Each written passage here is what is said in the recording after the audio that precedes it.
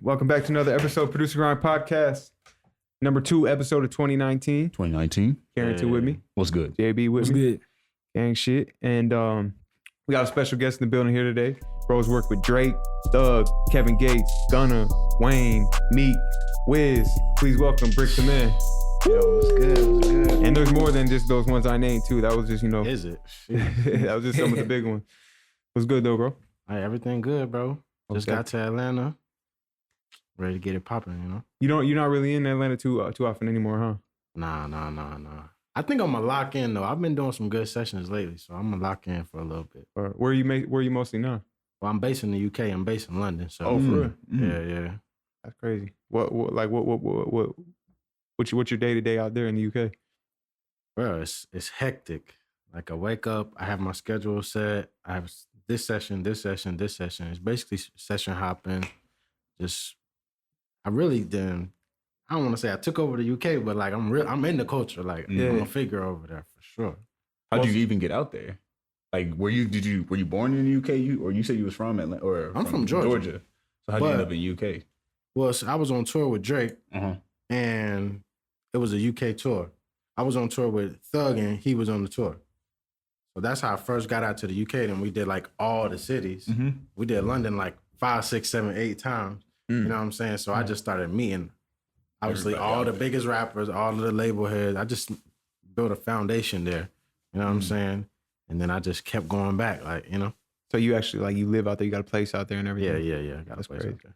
And then, so are you mostly working with UK artists or American artists when they're over there? Like, But when I'm over there, I'm working with mostly UK artists. But however, we got internet. Like, ain't nothing just send these wherever. You know what I'm saying? now, so what's like one of the main differences between the culture and the market over there versus America? Okay, so more money here. If you making music to make money, stay over here. Really? The cultures are totally different. It's night and day. Yeah. That's the main reason I stayed over there, because of the culture. You liked it? Yeah, hell yeah. Wait, am I cussing or not? Yeah. Okay, so basically, let's say out there and you go out to the club or something, right? Yeah. And you hear the radio or anything. It's happy music. Everybody dancing, the girls dancing, everybody having a good time. It's got melody, it's amazing lyrics, dope, crazy beats. You know what I'm saying? As opposed to here, if I walk in the club and you like bump my shoulder, I gotta kill you apparently. You know what I'm saying? So I just like it's just vibes. You know what I'm saying? That I can't get here. They don't have like the strip club culture there. It's more of just African, Jamaican, just vibe. You know what I'm saying? Now, I heard a lot of people, or a couple people, say that European producers are a couple years ahead of American producers. They're sick, bro. For real? Because they're allowed to get past what we can't get past. And what do you mean by that? Like they can. I pretty much went over there to open up my creativity limit. Because here it's like, okay, we're making trap beats, but they're like, don't make something too different. You have to stay and make this type of beat in order for it to be accepted. However, in the UK, I play keys and stuff. You know what I'm saying? Like, I want to play happy stuff as well. I want to do all this kind of stuff. So that allowed me to open up and really dig into the musician that I am, as opposed to just making trap beats, 808s and snare and hi-hat every day, 10 times a day. Like, Do you think because they have they're so influenced by electronic music over there, that's their main influence? No. The main influence, okay, in the UK, it's hella Jamaicans and Africans. Oh, okay. Like, so they all have the unique, it's hella like Indians, Turkish people. Like a melting pot. Yeah, it's a melting pot. Is It's it like more a New diverse? York kind of. It's really, Yeah, really it's diverse. crazy diverse. So everybody brings a little bit of their own culture, and it makes the music just sweet. Like, So you feel like you putting some Atlanta sauce over there? yeah, that's why they want me, because they do want to sound American. Yeah. But when I come over there, I'm the authentic. You know what I'm saying? Yeah. So, you know what I'm saying? Yeah. Okay. Now you doing more production out there or engineering? Like what's it looking like out there? I'm not engineering anymore. I just producing. Strictly Retired? producing. I mean, I just had to elevate from engineering, bro. Like, engineering is great. I'll do some mixing, but all that sitting in front of the computer until my eyes fall out, that shit there. Yeah. But would you say engineering like really was would you say really helped your career in the beginning? Like helped you absolutely. Because engineering helped me because when I'm doing a session, I'm in control of the music that's playing. It might be an artist walk in, I'm doing a session, I have my beats playing when he walk in. Right. Yeah. Engineering is low key not the best way to get placements, but it's like a secret. You know what I'm saying? If you're engineering and then they really start trusting your engineering skills and you're dope, they're gonna be like, hey, you make beats. Hell yeah. Facts. So go ahead. Who are some of like have you ever been someone's full-time engineer, or is it kind of mostly you just freelancing? Like tell us about, the history of your engineering career. Okay, history of my engineering career. Well, I was Kevin Gates' engineer on the first album. That's how I got a track on that. Mm-hmm. I was Thug's engineer for 2 years after Alex. Mm. And that was intense, to say the least. We did 2 tours together, like 2.5 tours together. I was with him every single day. Like, on the tour bus, his bed right there, my bed right there is me. Yeah. The tour bus was like me, Gunna, Wheezy, TM, Keys, Strick, and another camera guy. And it was just like, we had a studio on the bus, and then we're just recording all day. Then we go do the show. Then we get back on the bus. We got to drive 10 hours to fucking Mexico City or whatever, whatever the next show is. And we're just recording. Working on the bus. Man, that was nuts, bro. What are some of the pros and cons of going on tour with a major artist? The pros is it's lit. The cons is your life is over. Your life revolves around that tour and that. Yeah, you're on tour. Yeah. Like if you have a kid, you can't go on a tour. Yeah. If you have like any responsibilities at all, it's a wrap because you're gone. Yeah, city to city, you're gone. You're working. Mm-hmm. It's only a couple beds on the bus, so if you're in one of those beds, you're working. Mm-hmm. Ain't nobody just hanging out. Yeah, and I know you said that one the single you had with what's the artist's name, Pressa. Yeah. You said and no the one with Baku. Mm-hmm. You said that came from you engineering on tour, right? Yeah. So is that a case? Is there more songs that have been resulted because you were on tour doing it? Yeah, hell yeah. It's just good. Like I did that song off engineering. Damn near all my songs came off engineering. Yeah. Because then they start trusting me and they like pull some beats up, Bricks, every time I go in the studio. You know what I'm saying? And then I start pulling up beats and then we just recording. Basically. Mm-hmm. And my face card is God level. Talk to us about I know you said in one of your interviews there was a whole interview kind of based. You were in one of the studios that you said you built with your bare hands. Yeah. Now my question was going to be, is that studio still around? But obviously not, because you're not even in America anymore. It is, but I sold it. Okay. Oh, so Apex? Someone else? Yeah, somebody else has it. What's the name of it? Apex. Oh, Apex. I'm sure his name's something different now. You used to go up there. Yeah, Lil Tim in there, yeah. Bro, Lil Tim. So you know who was up there.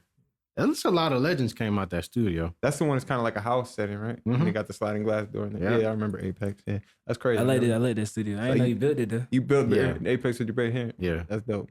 I didn't start building it with my bare hands, but the guy who was building from it was like, man, he had to be on something. So I was like, okay, how about this? I'll build it. Yeah. And then I seen what he was doing and I just built the whole thing. Like, so you for real like got in with bare hands? Yeah, like, I built it so much to where people started paying me to build their studios. Wow. And I built 2 studios for other people, like big ones. And I was eating, but I was like, but I got to use my brain. This is breaking my right. Yeah, too much labor. Whoa, the studio contract, Yeah, I did that a couple times. That was cool. Whatchamacallit, so when you were running Apex, was it just for your personal? Were you renting it out to the public? No, it was a public studio. Everybody came through there. Tell us about some of the pros and cons of having a public studio. Okay. I'm making money. Mm-hmm. That's without a doubt. That's what allowed me to start branching out and going to other places because I'm making money there. The first place I went was LA. I'm like, so I went to LA and I'm making money at the studio. Mm-hmm. So I don't have to it just made it easier for me to maneuver around. Yeah. But so that's a pro. A con is you the boss. So anything that happens, it falls on you. Right. Anything that breaks, you're paying for it. All the equipment, you're paying for it. Anything if somebody spills, all that stuff. Spill codeine on the board, you're paying for it. Yeah. You know what I'm saying? If anything happens at their studio, God forbid, right? That's your property. Mm. You know what I'm saying? You have to hire a staff, and I mean the competency level of assistance is not high. Yeah. And but overall it was good. I really was tripping though. I don't want to talk about this too much, but I didn't until I went to the UK and started working, I didn't know that I was tripping. Because we're in Atlanta and obviously I'm working with drug dealers and killers. Nigga, we in Atlanta. Yeah. You know what I'm saying? So it might be somebody in the booth with an AK-47. Mm-hmm. That's just, we're in Atlanta, that's normal. Right. But I didn't know that that's crazy. Yeah. Over there. I'm looking back at my life in America, I'm like, I was tripping. Yeah. I'm in there with, this is my studio, I got the keys, pocket money in my pocket, and I'm in there, everybody got guns, everybody high. I didn't know I was tripping. Yeah. I wouldn't do that again. No. So now you'd have like a stricter policy. Yeah, like, I couldn't do it here. No way. Was the stress level, all the stress that come with entrepreneurship in general, you know what I mean, having a public studio? I learned a lot. Yeah. I got taught by this guy named Ty Harris. And I don't know if you're familiar with Seth Firkins, but yeah, I came up under them. Okay. And they kind of taught me the ropes of how to run the studio. And I used to be the guy running to the store and getting these chips for people. Yeah. Like prime example, let's say like, I don't know if y'all familiar with this producer named Sham, but it was him and he was working on Who Can Stop Me on Watch the Throne for Kanye. And I'm like outside the door just listening to just sweeping up. But I'm just soaking it in. They teaching me how to work all the equipment. Yeah. So this is our second episode of 2019. You know what I mean? We definitely want to hit a motivational note here. And I know on your Instagram you had a post where you had posted a picture of an old Taurus that you actually said that you had lived in. Can you just talk about, what was going on in your life at this point in time? How did the situation come about? I mean, I was tripping. I was young. Regular Atlanta stuff people deal with. I'm going to jail. You know what I'm saying? Wasting money, not being smart at all. And then I happened to find myself living in the whip. You know what I'm saying? They put me out my spot or whatever. Had to like throw all my stuff out. I just had the whip. So I just took my Yamahas, my laptop, and just whatever, put it in the whip. It's super personal. Yeah. But it was like, I was so happy when I had late night session because I could just sleep in the studio. Oh man, that was life. Yeah. Nobody knew I was living in the whip. I didn't say this until, years later. Obviously, I was still fresh. Niggas ain't know. Yeah. But that's just a part of the grind, like the ups and downs. And I had reached the bottom of the bottom. So only place I had to go was up, really. Yeah. And that kind of pushed me to, How long were you in that situation? And what was the next step? Like, how did you get an apartment after that? Did you end up staying with somebody? Like, I got an apartment after that. Okay. I was in the whip like around 2 months, but I was stacking. You know what I'm saying?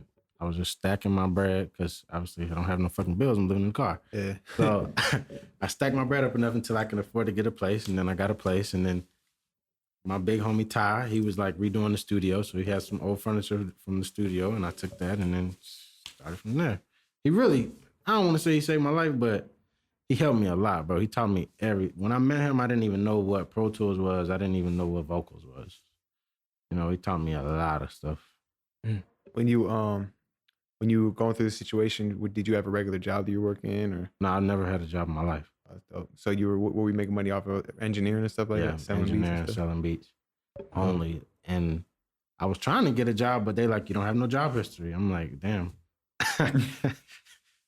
Would you recommend to someone who they might be in a situation where they live in a city and they're like, yo, I'm gonna go to Atlanta, whether I gotta sleep in my car for a couple months or whatever I gotta do? You recommend taking that jump? Yeah. You ain't got no choice.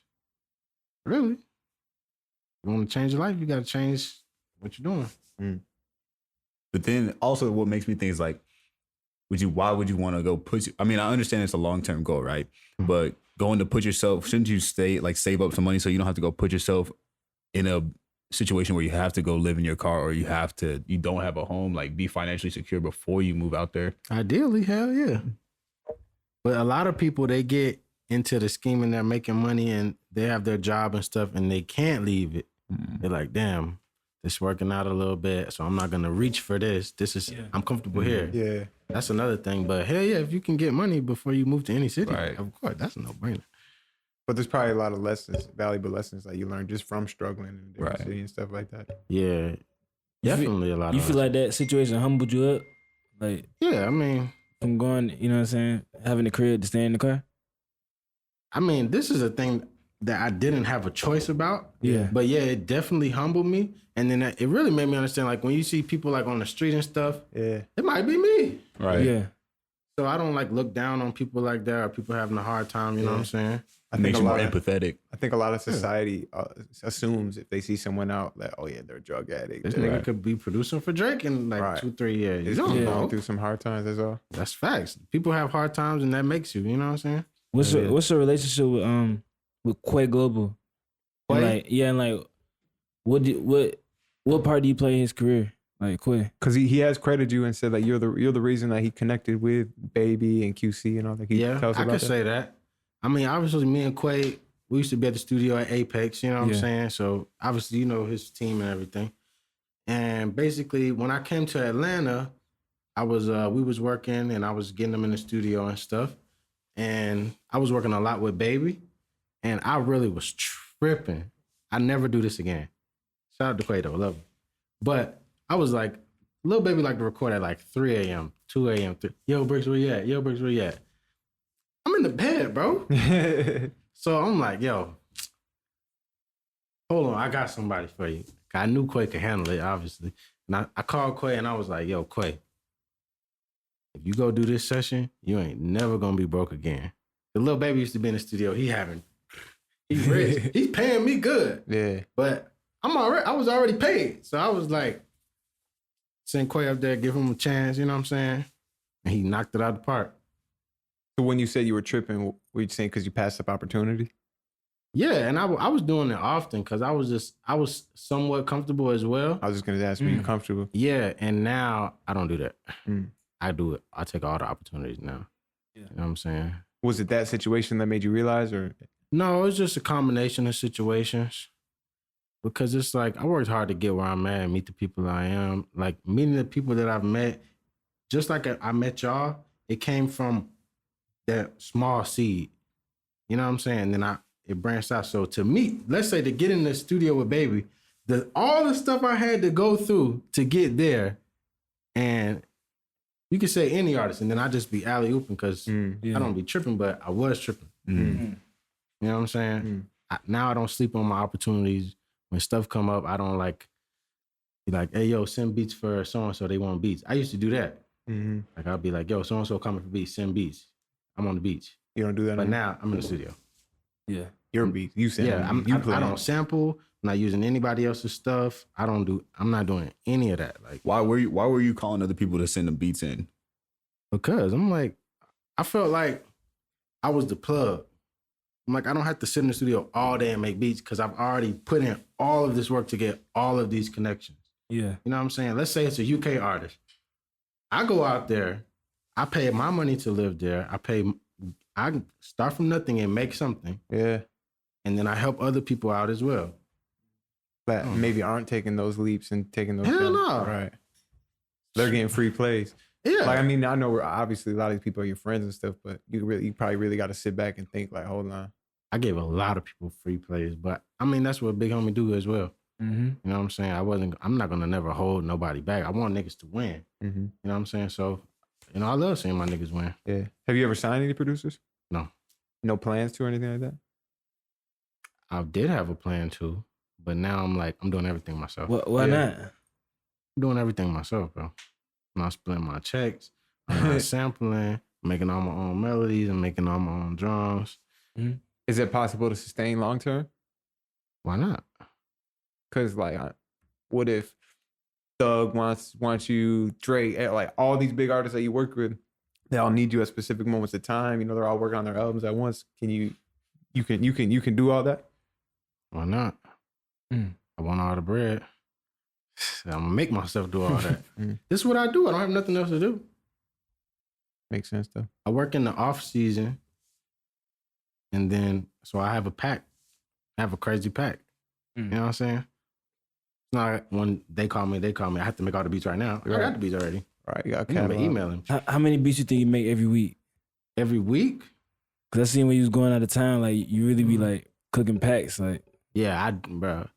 What I do is I might go 2 weeks without making beats, and then in that next 2 weeks, I might make like 60 beats or some crazy amount of beats. I just get into this zone and I just don't do anything else. Now, are they all finished or are they ideas? I would say about 60, 70% of them are finished. And what do you do with the ideas? You send them out to other people to collab on and work on them? People I trust, yes. So what do you in these off weeks and stuff when you're not making beats? What do you do? What are you doing? Reading, traveling, just enjoying my life. That's what we're supposed to do, right? Oh, like non-work related stuff. Yeah, I mean, meeting people. It's all work related, but it's like I can't say when the inspiration gonna hit me. Yeah. But now lately, I've been making beats every day. Like that's 2018. 2019. I'm doing like a 90-day studio challenge right now on Instagram. Yeah, talk to us about that. I was gonna ask you about that. Yeah, so basically I was like, I'm just gonna do 90 days straight in the studio, like 90 days sessions. You know what I'm saying? But that work in, it's gonna come out. You know, you can't beat the law of Attraction. Yeah, law of attraction. I'm just gonna put that work in and then it comes back. It's easy. I feel you. So this is just something you're doing. It's not like you're inviting other producers to participate in the challenge. Yeah, I'm inviting other people to do it because it's just something that need to be done. Like you got to put that work in. And it just started on the 1st? Yeah. No. I'm on day 11 now. Day 10, day 11 now. So yeah, this episode, there'll still be some time. So make sure you go check out Bricks IG and participate in the challenge. For sure. Yeah. But speaking of studios, we actually had a IG. We had put out some questions. We had put out on IG for people to submit questions, and one of the questions somebody asked is, for a producer that's unknown, has no connections and stuff, what steps can you take? How do you get into those sessions with artists, and how do you start building those connections from someone that's at ground zero? I can tell you how I did it. I can't say how everybody can do it, but how I did it was got in the studio. You know what I'm saying? I know that sounds very simple, but I did whatever I could to get in the studio. Y'all need somebody to vacuum in the studio? I'm going to do it. Y'all need somebody to wash the windows? I'm doing it. Gotcha. I was in there cleaning the toilets. So you're not afraid to take the intern route? Hell no. That's like the best route. You build a foundation in that studio. Everybody knows you. All the artists in Atlanta know me. Not from like that stage, but it's just like I was working with Future and like this Scooter and all these people. And I was just like the new kid working, you know what I'm saying? So for someone that is taking the intern route, how can you avoid becoming that, oh yeah, that's just the intern, versus someone that has a chance, an opportunity to play music and, you know what I mean? How you present yourself. Take those steps. Because to be honest, it was like 5 interns, but I'm the only one who turned into what I turned into. Everybody else is still kind of doing that. It's a mind state. You know what I'm saying? I'm trying to progress, so I wasn't going to let people look at me like that. And plus, I got, you know what I'm saying? You know where we from. So everybody, if you just cool, like, you know what I'm saying? Yeah. But if you come in there like a nerd, like, yes, sir, this is yeah. They're going to be like, oh, this nigga, oh. Yeah. So some people just don't got it. Some people just don't have it. How you feel? I can't teach you how to be a genuine person. Yeah. You know what I'm saying? How's that? I can speak on that some more as well. Yeah, go ahead. Talk to that a little bit about more. Because it's like, if you want to meet these artists and get in these rooms, you have to put yourself in a position to get in the room. My position happened to be getting an internship. You know what I'm saying? But it's like, you can make the most firest beats in your life, and you in your grandma's basement making beats, and it won't get anywhere. You could be the best producer in the world, and if you're not in the studio, you're not making yourself available for your sound to get out there. You know what I'm saying? You have to really, I mean, you've heard stories of people just commenting and getting in people's DMs and getting the email and sending it or whatever. Yeah. You know what I'm saying? I can't hate on these YouTube producers either. Like, let's say Cash Money AP or something. His beats was out there.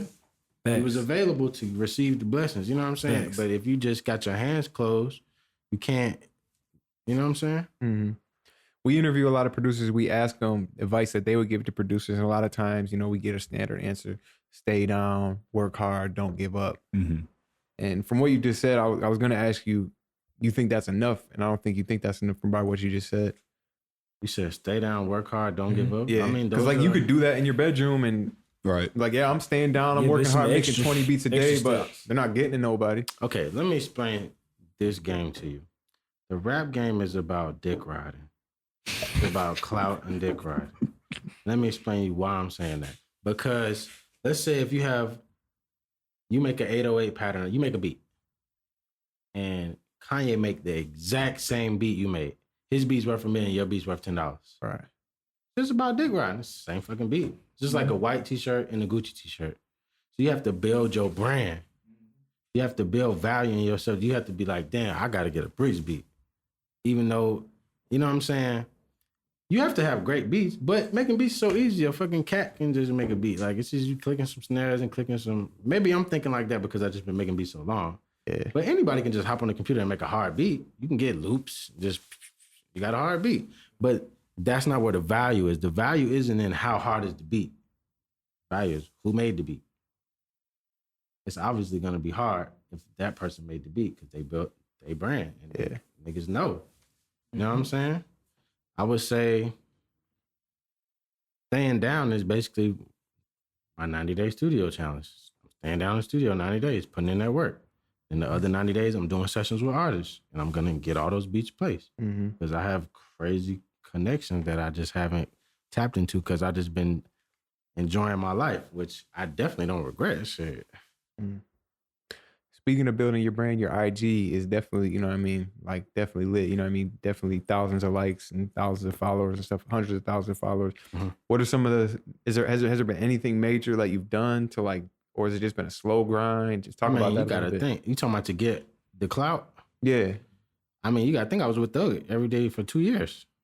He posted me, I'm in videos, niggas know who I am. Like, it was crazy. We was doing a pop-up shop and niggas like, yo, Bricks, like, it was hella fans and shit. And that people knowing me, I'm taking pictures and signing shit. I'm like, oh, damn. Because they knew you from Thug's IG. I got clout. Yeah. So that's really what, that was the catalyst right there, was just kind of being around. I would Thug? say, and I mean, I stay pretty consistent on Instagram. Niggas know what I'm about. I put a lot of motivational stuff out there, and a lot of people gravitate towards that because it's just genuine stuff. You know what I'm saying? That it's not like your basic, like, yo, don't give up.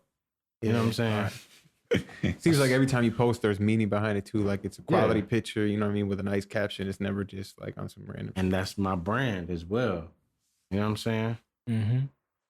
I want people to look forward to what I have to say because I'm giving out quality and some psychological like nourishment with it as well. So give the fans a couple little tips of advice. So maybe if you can't be blessed to be in the situation to be around a major artist and kind of, you know what I mean? You can be blessed to do that. That's the whole point. That's the goal. Go do that. You want to be a super producer? Work for major artists. How do you work for major artists? Get your ass in the room. Finesse. I don't know. Finesse, intern, whatever you gotta do. Bro, listen. For me to get placements, do I know these artists? Of course I know these artists. But I still do whatever I need to do. I'll find out, okay, prime example, my boy Steve Habicki. I don't know if y'all know him, but we worked together 5 years ago. Okay, he's Sway Lee's engineer now. So I'm calling Steve. Yo, Steve, if I get some beats to Sway, dog, I'll give you 1%. Or just any kind of end that you, oh, my cousin knows so-and-so.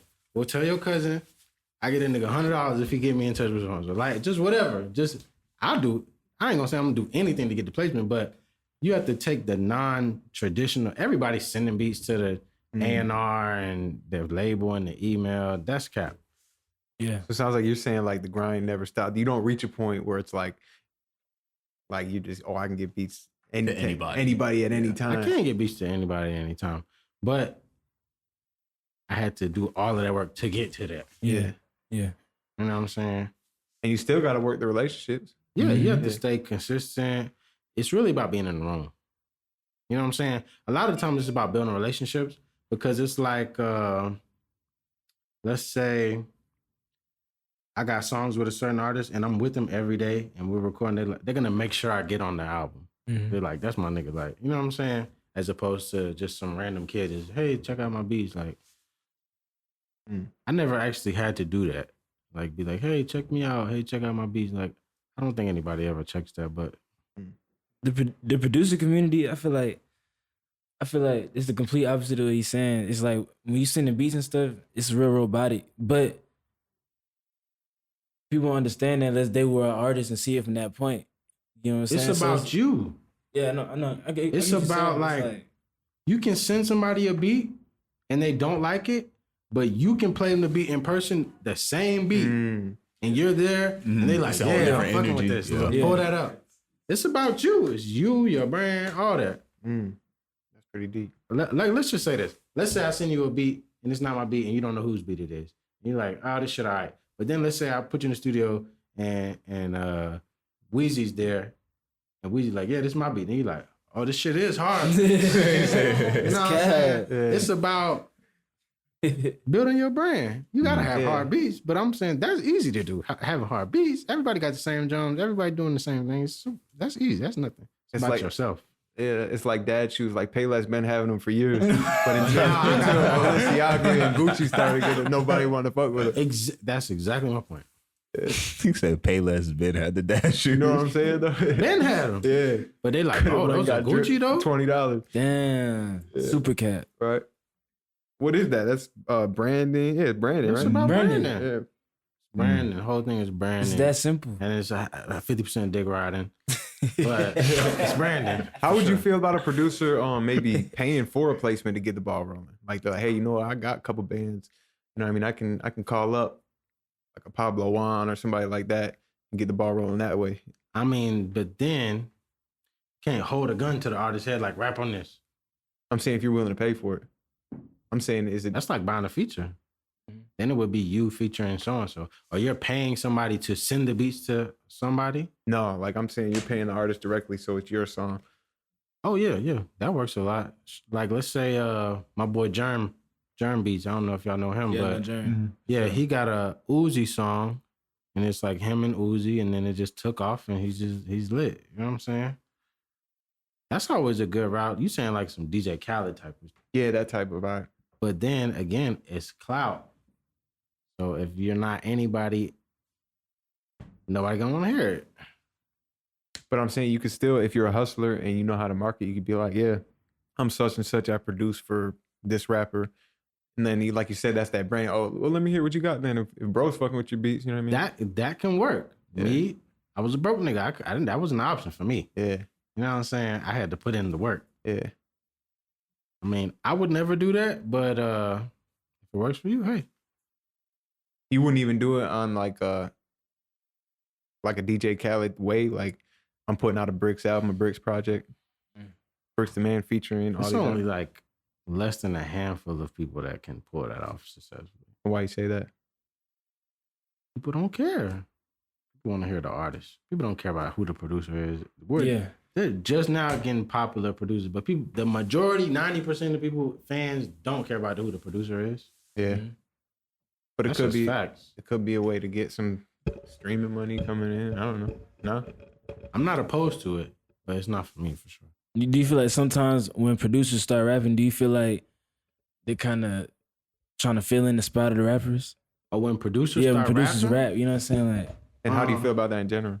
I can definitely understand when producers start rapping because it's like you get all the money to yourself.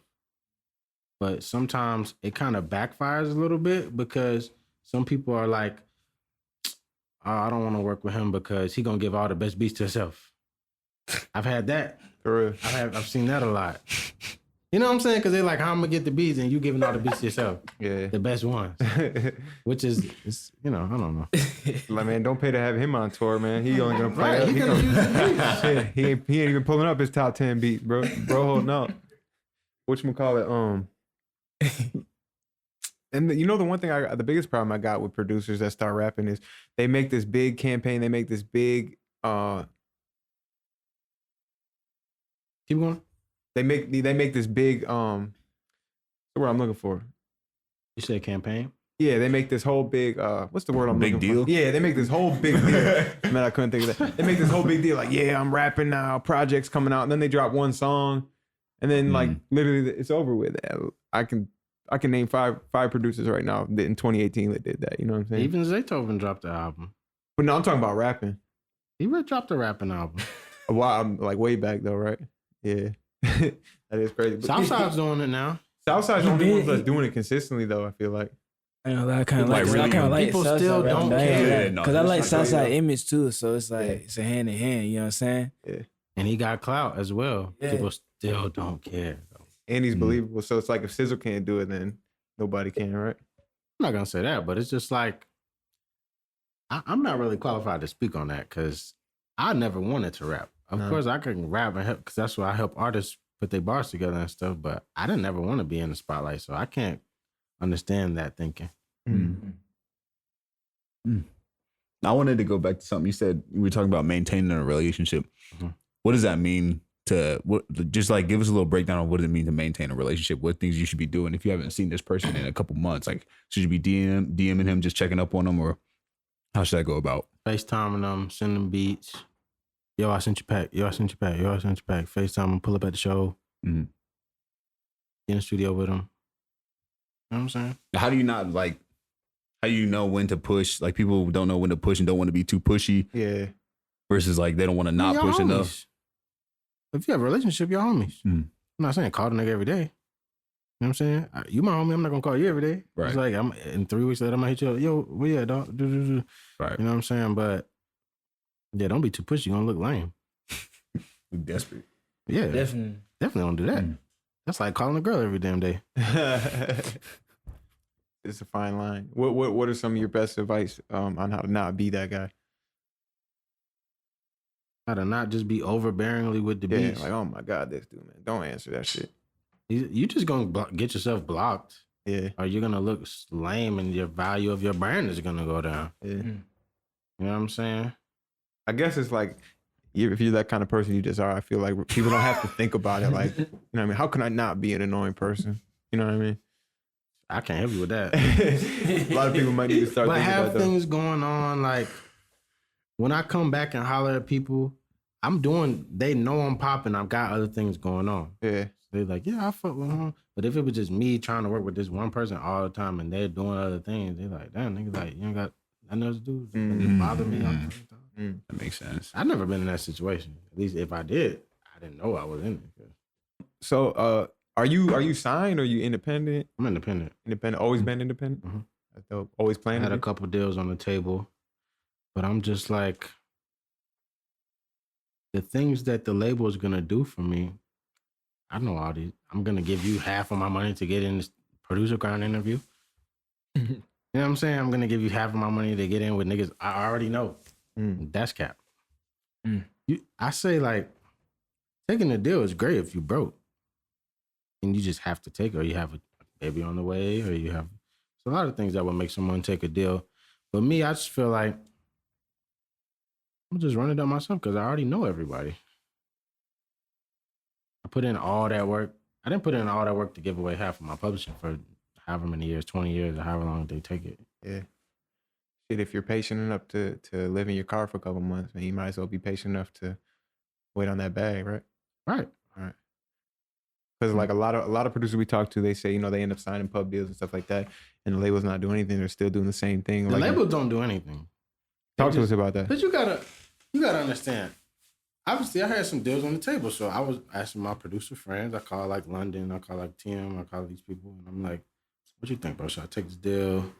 This and this and that?" They like, because this is what I know for a fact. The label has, let's say Universal or whatever. They have 10,000 producers. Why are they gonna give you the Beyonce situation? They're gonna give it the label. They play favorites, so it's like this guy's bringing in the most money. We're giving him all the situations. You're producer number 9,999. You feel what I'm saying? But on my label, I'm producer number 1, nigga. So I'm giving myself all the money. You know what I'm saying? Can you think of any benefits besides if you need money? Because it's a loan. You're gonna pay it back anyway and more. And then they're gonna take like a point of, okay, so let's say you sign a 5-year deal. Okay, they're gonna take X, Y, and Z, whatever you negotiate through that 5 years. But then they also take, it's either 20 or 70 years after. They continue to collect another different portion of your bread. After it's up? After sale, for sure. Because they own a piece of your master. Yeah. You know what I'm saying? For everything you did in those 5 years, right? Exactly. Mm. So let's say if I know let's say I get a hit song, it's gonna be through my connections anyway. Right. Mm-hmm. So I'm gonna give you that unless you just need the bread. Me, I ran my bands up, so I can look at a deal and be like, nah. So what about sign? Is the same thing with signing to an artist or another producer? Would you say? Like to a Mike Will or That works great for people. I'm saying labels. labels in general? Labels, I think that's different because they're not creatives. Mm. They're just like, how can I cash in on this? Yeah, it making Straight business, right? Yeah, It's business. it's like, how can I don't want to say the vultures, but it's just like, how can I make money off you and do the lease? Right. And lock you in. Mm. That's just how I'm looking at the situation. But I was hanging out with labels and I seen how they were running things and how things are doing. And I'm like, I could do that. They're just really organized. And then it's like, you have to do what I call like producer homework. You have to go register your songs. You have to make sure you send emails. I have a section of the day where I just do like emails and things like that. Yeah. Things that the label would do, it's like doing homework. Have you ever had any situations where songs were put out without you being paid in advance and stuff like that? Yeah. How do you deal with those type of situations? Like my biggest song was just leaked. You know, I had that song with Drake, 21 Savage, and Thug. Mm-hmm. I was in Miami, and the song was about to come out. We had just finished the paperwork. Well, we was in negotiation, and I woke up and I just looked on the internet. Boom, it was there. I'm like, I start calling the label like, yo, this shit is, what's going on? They like, shit, we trying to stop it. I don't know. But then obviously it's Drake and all these big ass artists, so everybody just uploading. There's no way to stop that. And I was like, I didn't know what was gonna happen, but that shit, you just take L. Nobody makes money off of it. You They just didn't take put L. the song out. It just stayed as a leak. Just Damn. take L. So you don't get none of the YouTube streams? It just stays in the air? No, because every time they upload on YouTube, it gets deleted. Oh, okay. So let's say it gets 5 million streams, delete. But I'm saying those 5 million were still monetized. Like someone got paid for those 5 million streams. Whoever uploaded it, But the bro. label probably Exactly. just took it off. I have no idea, bro. That was a hard day for me because I was like, this is gonna be my biggest song ever right now in my Damn. career. But I just learned after that like, you know, one song don't make or break you. So I came back with another one. You know what I'm saying? Yeah. I feel like a lot of producers have that mentality. Like, oh, I get a placement with 21. I'm out of here. I get a placement with Thug. I'm out of here. I'm straight for life. Whoa. Not the case. Hell no, that ain't the case. Are you crazy? That's like saying you go and play basketball and you make one shot, you don't win the game. Mm. That's cap. It's a long game, right? Yeah, bro. You have to continuously grind every day. And you wouldn't even want that to happen because it'll take the fun out of it. Like, you want to have a reason to be producing. Yeah. You know what I'm saying? I like the grind. It's producer grind. I love the grind. That's what it's all about. You know what I'm saying? But let's say if you get like a crazy hit, yeah, you'll be straight. Like a number one. Yeah, you'll be straight for sure. Mm. I can't even say how much you'll make because it's all about negotiation and splits and this and that. Let's say if you make a number one, but you use the sample, now you ain't making shit. Yeah. Now, what if an artist, right? You send them a beat, they use it, they don't put it on the platforms, but they put it out on like YouTube. There's a producer and they don't pay you or nothing. Do you have any leverage in that situation? Is there money for you to collect? What? There's definitely money for you to collect. What kind of artists are we talking about? Major artists? Yeah, major artists. Major artists wouldn't do that because a Really? major artist isn't in charge of putting his songs out. A major artist wouldn't go upload his music to YouTube because everything goes through the labels. But what if it has happened? I doubt any major artist is taking his music and going to YouTube and upload. The label would take it down anyway. Well, I'm saying the label put it up. The The label wouldn't do that without having it in the paperwork. For real. Without conversating, Even without if it's not on talking platform, to the just producer. strictly YouTube. They wouldn't. I've got paid for songs that go on Instagram clips. They have to come check with you first because the labels, they don't want no smoke. You know what I'm saying? They don't want like you to start tripping. Yeah, They're like, let's just pay this nigga, get him out of the way, and then whatever. You know what I'm saying? yeah. But if it does happen, what would you recommend? Reaching out to a lawyer? Or? Yeah, especially depending on how big it gets and how much you care about this particular beat, and is it helping you in any way? If it's not, and they just eating off you, then hell yeah, get a lawyer. That's just open and shut case. They cease and desist. Take a song off the radio. Take a song off everything. You didn't do this and this and that. Or if it's making crazy bread and it's getting crazy big, you just chill out. And when it get crazy big, be like, oh yeah, nigga, we didn't do this, so I need 90%. And you got more leverage in that case, huh? Oh yeah. I got a lot more to lose at that point. So it's better to wait it out and not, you know what I'm saying, be an asshole about it. Depends on the situation. Don't go out like no sucker. Don't do nothing, right? But in the situation where it's making money, like you just said, wait it out, you know what I'm saying? it Some depends. producers turn up about the shit. You know? Let's say your lawyer's $1,500. You're not gonna go to bat over $1,500, and you're only gonna make. You only have $750 in royalties off the song. That doesn't make sense. But then it's about respect as well, and then it's about the label. Like, I don't really see a label doing that. Independent artists definitely would do that, but I don't see a label doing that because they already know the consequences of that. I'm gonna send my lawyer. Okay, shut down. Okay, why would they even waste the time doing that? All right. Yeah, that's interesting. Bro, y'all gotta ask me some real shit, dog. What'd you say? Y'all gotta ask me some real shit, dog. I gotta get some game on. What's up, man? What should we be asking? I don't know, bro. Pull that mic down a little closer. Give us some game. What's the best advice you could give to a producer in 2019? Ooh, okay, he went too deep then. Or what's the best advice someone ever gave you? What the biggest lesson you learned in 2018? Yeah. It's just so much, dog. You just have to master your craft. You know what I'm saying? Work at this shit every day. If you work at it every day, it has no choice but to come about because that's what you're dedicating your life to doing. You can't be like one foot in, one foot out. You know what I'm saying? You really have to just buckle down, and it's really not hard. You just have to work your ass off and enjoy doing it at the same time because this is what you love to do, apparently, is music. So it's not like you're just breaking your back. But it's about mastering your craft and continuously making it new because the music moves so quickly. You know what I'm saying? Mm-hmm. If you start making beats for 2 years, you're gonna be so obsolete. Yeah. You have to. I every day or every couple of weeks, I have to listen to what's going on so I can stay up to date with the trends and this and that. Because hip hop is a very trendy music. Yeah. You know what I'm saying? Something might be in this day and out the next. Like, I don't want to drop no artist names, but it's like you might be hot this year, and next year nobody care about you. But as a producer, you have to continuously keep up with that. Like, let's say Drake is a good example of that. Like, he's the hottest thing ever, but he continuously updates his sound. Reinvents it, yeah. To stay relevant. And that's what you have to do as a producer. You know what I'm saying? But how do you do that without just being a trend follower? And how do you walk that line where I'm trying to, this is my sound, but it also stays updated and relevant? Because I think that's one of the biggest struggles, because you got a lot of copycats. And that's what I would say. You have to ask yourself.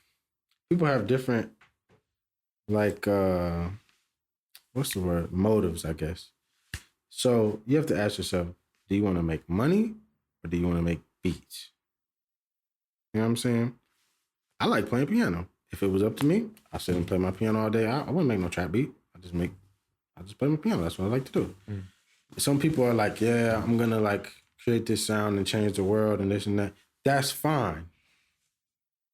But you won't make no money until you change the world. Right. You know what I'm saying? You kind of want to stay in the limits, not in the limits, but you just want to make something that fits in the genre.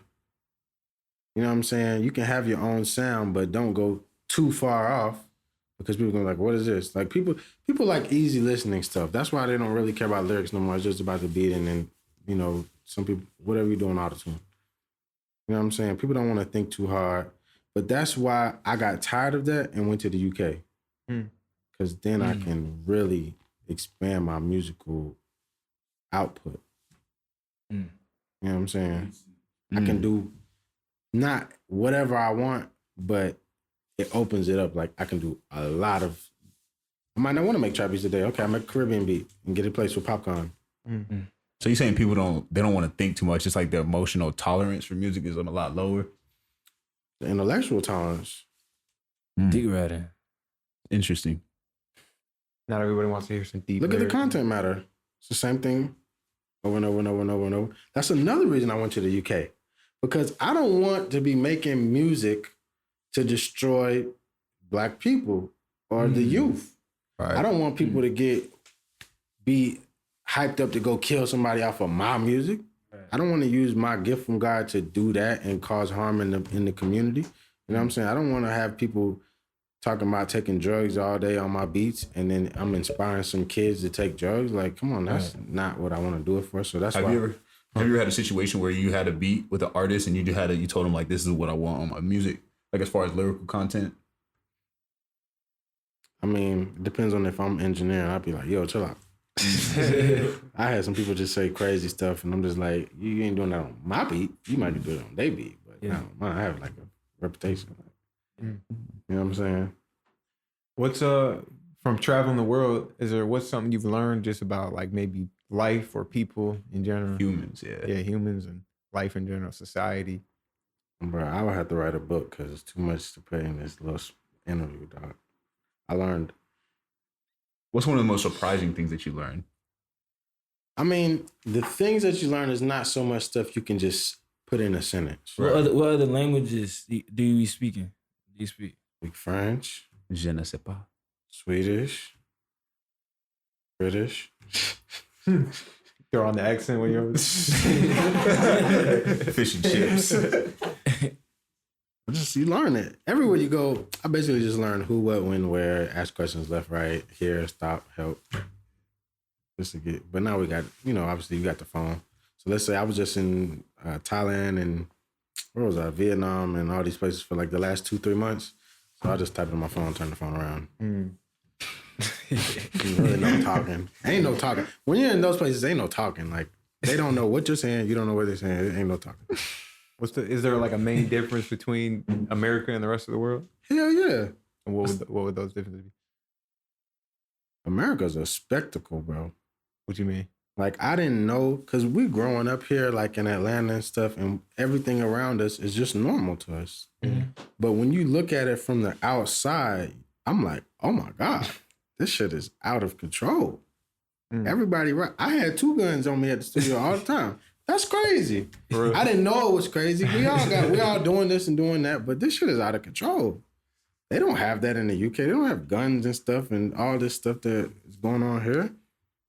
It's totally different, bro. Yeah. What about when you look at the news? Is it a spectacle too? Like does the UK look at the United States as kind of like what the heck is going on over there? Whole world look at the United States like that. Yeah. Come on, dog. This shit is like a circus over there. It's very crazy. Yeah. I wish I could expound on all that stuff, but I want to keep this shit like. We need a Bricks book, man. I'm thinking about writing one, honestly. Good, man. Cause I just got a game. Yeah. You want to step into the overrated, underrated? Yeah, let's go ahead. So we got a topic, or we got this segment. We're bringing it back. Everybody was asking for it. Yeah, man. Backed by popular demand. Right. Everybody. We was trying to get rid of it, but they was like, "Nah, we want it." But it's we did it for y'all, man. We did it for y'all. Right. It's overrated, underrated. We give you a couple topics. You just simply tell us overrated, underrated, and if we want to explain, we'll just go into it more. So, first topic on overrated, underrated. It's a pretty common one. Nexus. Overrated or underrated? Necessary. Is it necessary? Necessary. Somewhat. In 2019. Right now? I mean, I have like one sound in there that I use. Underrated or overrated, it depends on how you use it. You can make a hit song with Nexus. With just Nexus? Nexus was like the original like Omnisphere. Right. You know what I'm saying? All the expansion. Yeah, like you was lit when you had... If you ain't have Nexus, you weren't even making beats. No, that's a fact, though. Right? I was like, yo, you don't got Nexus. That was like the Omnisphere of that little era. Yeah. Still very useful, though. I don't personally use it. I just use Omnisphere and things like that, but because the quality of Omnisphere just kills Nexus. Mm-hmm. But let's say if you're an EDM producer, I mean, Omnisphere still kills Nexus, too. Mm-hmm. We need a Nexus 3. Right. They kill Nexus 3. They're going to have to come with it. Right. Put this shit on Mac. Shit on everybody. I wonder if they got it in the works. All right. Next one, overrated, underrated. We kind of already hit on this during the interview, but we can go and elaborate more on it. Emailing beat packs out. Overrated, underrated. Necessary.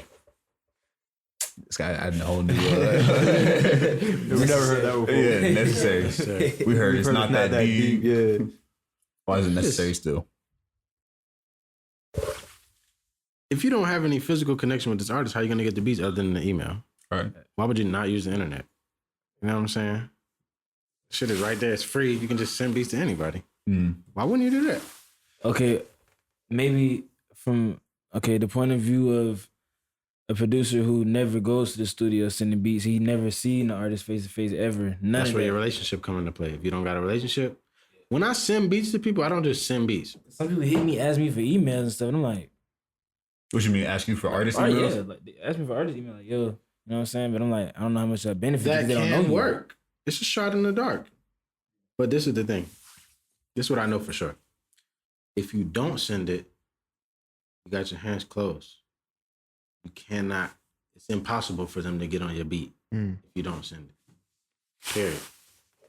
I feel that. So just taking a shot is better than just keeping the ball. Facts. You might make it. It might be a hit. You have no idea. Facts. All right, overrated, underrated. Now we ask this one a lot, but we get a bunch of different perspectives on it. But how you feel about producers investing in jewelry or artists investing in jewelry? Period. Producers or artists? Producers. We'll do producers first. Taste. Mm-hmm. Are you saying overrated or underrated? Yeah. I say overrated across the board. You don't have any reason to do that. You're not getting booked for no shows or walkthroughs. Or why do you need that? But for artists, you feel like it's necessary. Yeah. They want to see that. It's about jury now. You know what I'm saying? The fans want to see that. But the producer, you ain't got no fans, Nick. What are you doing it for? I mean, producers got fans. Dude. I don't know. I think producers got fans. I have a little bit of jury, but it's not necessary. It's overrated. You don't think it helps with the branding? I mean, it obviously It does helps help with the branding because it helps with the dick riding. Yeah. Right. But my beats don't sound better because I'm making them with a roll, you know? Facts. If your brand goes up though, to Instagram though, yeah. You got a fact. Right. To Instagram. That's what I'm saying. If you go if back, you got a nice full on chain on and then you playing beats, people gonna take it more serious. That is a fact. But it's like, did you make this money off of your placements, or did you just go buy it? Because like a trophy? chain Like a trophy? and a record list is different. A producer that has a placements can come in and play beats, and I don't care if you got a Lambo. I got the clout. right? And then It's like second string cloud. And then, like you said, not for real. And then, like you said in the beginning, you know, that 5,000-10,000 you spend on a chain could probably definitely go towards better areas if you even got it. That money gone, folks. What you mean? If you spend $10,000 on a chain, that shit gone. You're not getting That's that what I'm money saying. back. There's better areas in the beginning to spend that That's some $10,000. equipment. Buy equipment. Or do like I do. I invest in my traveling because I get connects.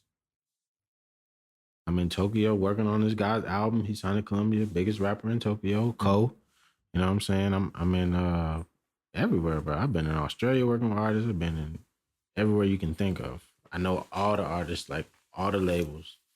That's just because I invested my money into that. Now, if I want to make this kind of beat, I have an outlet for that. As to where if I just live here, I have to do this. Did you ever engineer for the artists in Tokyo? Yeah. How does that go if they speak in different language? Vibes, bro. Music's universal. So it's not. What if he say something wrong, but you don't even know he say it wrong? No, You can just no feel idea it. what he's saying. no clue. I have to ask, like, type this, tell me what you're saying. You know what I'm saying? Yeah, I have no clue what I'm saying, but I mean, he's the biggest rapper in fucking Tokyo. I trust what he's doing. Yeah. So when he's talking, but what about when he's talking back to you, like, yo, play it back? Does he just use hand motions? Yeah, but I've been engineering so long, I just know what's going on. Right. Yeah.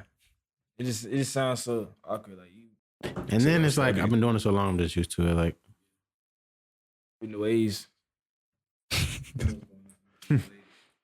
All right. We got another thing on overrated, underrated.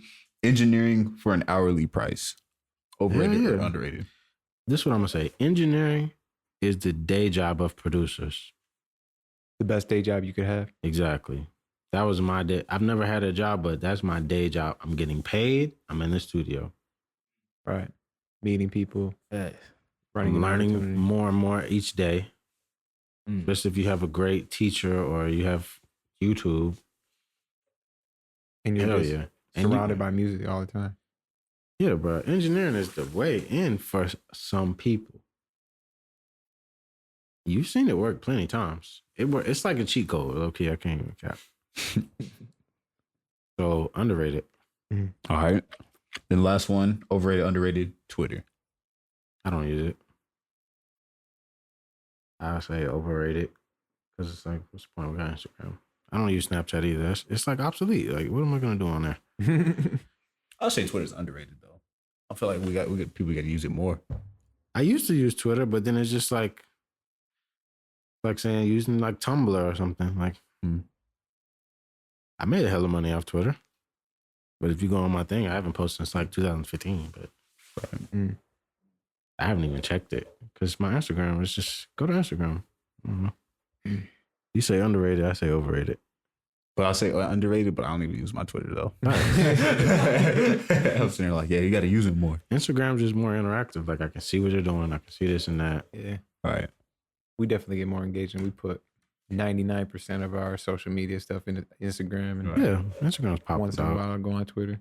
But Twitter's cool though. Like, you know what I mean? Because you can kind of more like expressive. You can be more different engagement. I don't even have Facebook. Right? No. I just made a Facebook not too long ago. I don't have any of that stuff. I just got Instagram. Hell yeah. So man, what's your you got a New Year's resolution? Keep grinding. Upgrade my hustle. Switch up how I'm moving. Because I feel like if you're doing the same thing 2 years in a row, that's like obsolete. That's like, you know what I'm saying? You're supposed to continue to keep growing and doing new things, moving forward. That's pretty much my New Year's resolution. Well, something that you're leaving in 2018. Leaving in 2018. Thought of something though. Somebody A lot of stuff, bro. But I don't have to have a New Year's resolution. I damn near do a resolution every month. Like, okay, I'm done with that. But is there something that you know, like, okay, I did this in 2018. This got to stay back there. I love independent artists, but working with independent artists. That's interesting. I just want to work with majors. All that like selling beats and stuff. I'm trying to get past that. I don't want to be up here selling beats in 5 years. And the only way to get past that is to stop doing it and do. That's why right now, I'm making, like, let's say I was selling hella beats on the internet, right? And now I stopped selling beats on the internet. Kind of. But I stopped focusing on that. And I might be making less money now because I cut off that source of income, but I'm putting all my money into working with majors. Because it'll just come back so crazy. As opposed to like selling beats and that's your main focus. That's like you're getting the money, paying your bills, getting the money, it's never like, you're not going to make $1 million off of selling beats. You're not going to sell one beat to this nigga and then you make $200,000 in royalties. You can only do that with majors. Yeah, cool. Dude, man, appreciate you pulling up. No, thank y'all, bro. I appreciate it. Already, bro. My guy. All right, man. Another dope episode, man. 2019, we coming back strong. Bet. Hit that subscribe, signing up. Peace.